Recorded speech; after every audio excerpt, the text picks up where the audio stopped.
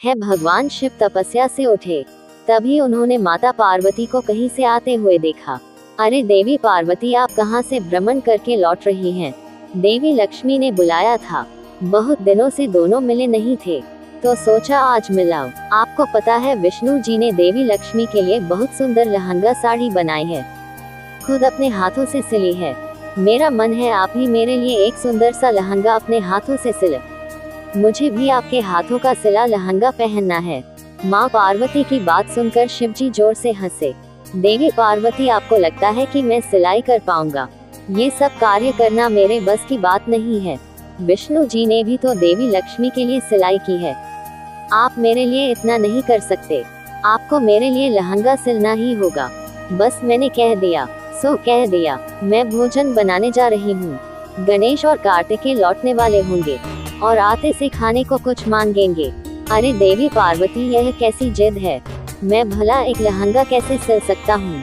ये कैसी दुविधा में डाल दिया है तुमने? प्रभु, एक रास्ता है इस दुविधा से बाहर आने का। क्या रास्ता नंदी, जल्दी बताओ।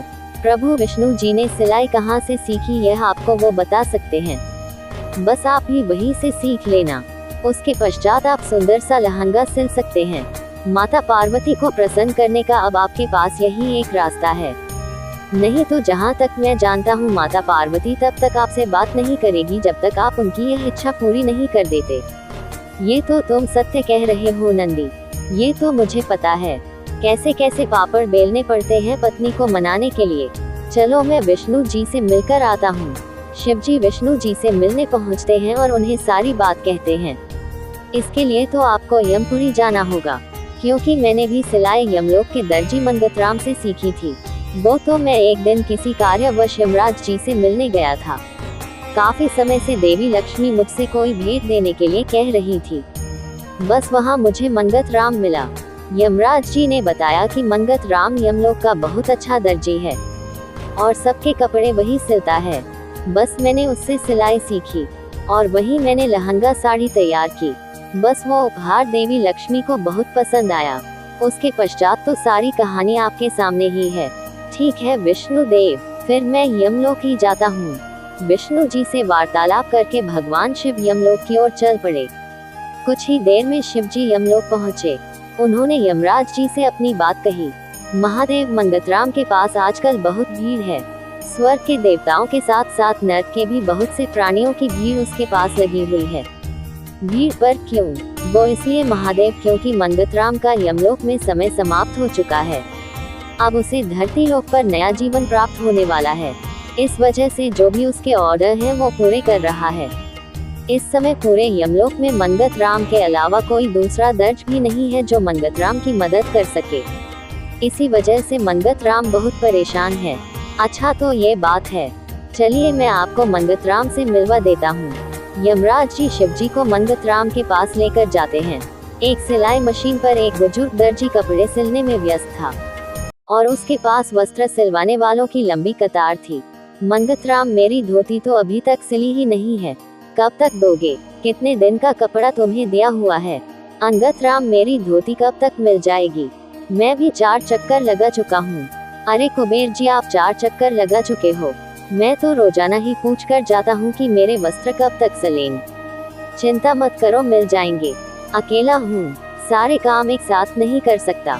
पहले तुम्हारे साथ राम प्रकाश भी तो सिलाई करता था, वो नजर नहीं आ रहा, उसका दूसरा जन्म हो गया है। चलो अच्छी बात है, अब कुछ समय में तुम्हें भी नया जन्म मिल जाएगा। तभी यमराज जी और महादेव आ जाते हैं। हाँ, बस अब कुछ ही दिन की बात है, मंगतराम भी धरती लोक पर नया जन्म प्राप्त करेगा।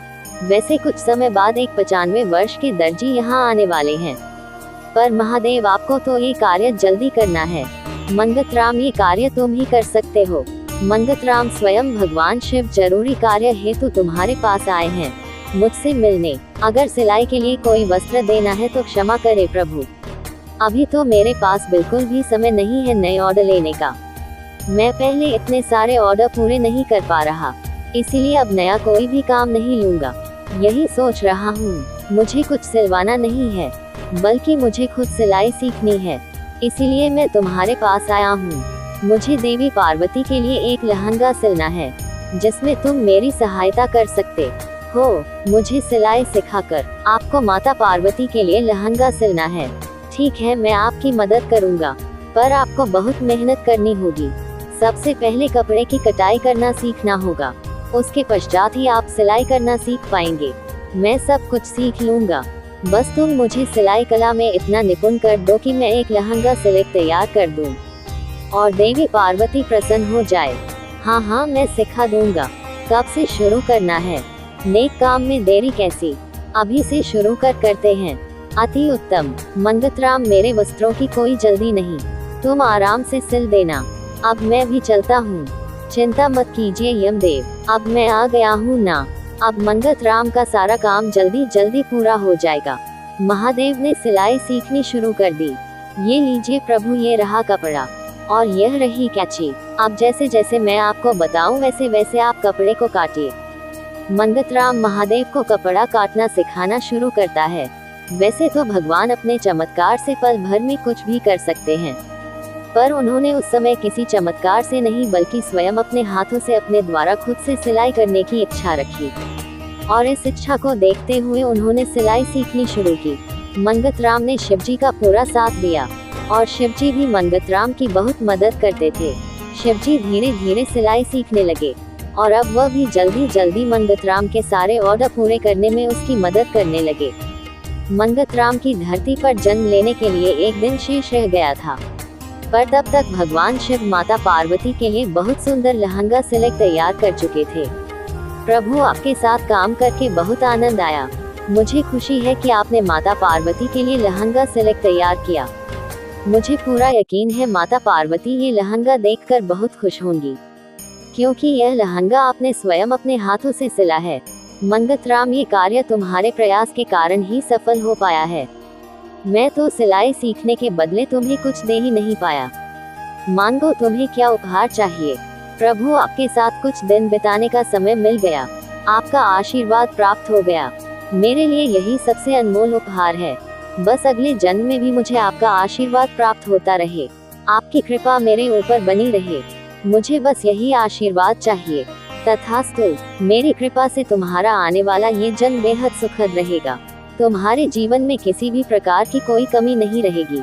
मेरा आशीर्वाद सदैव तुम पर बना रहेगा। जाओ मंगतराम, अपने नए जीवन की शुरुआत करो। मंगतराम को शिवजी के आशीर्वाद के साथ नया जीव प्राप्त हो जाता है।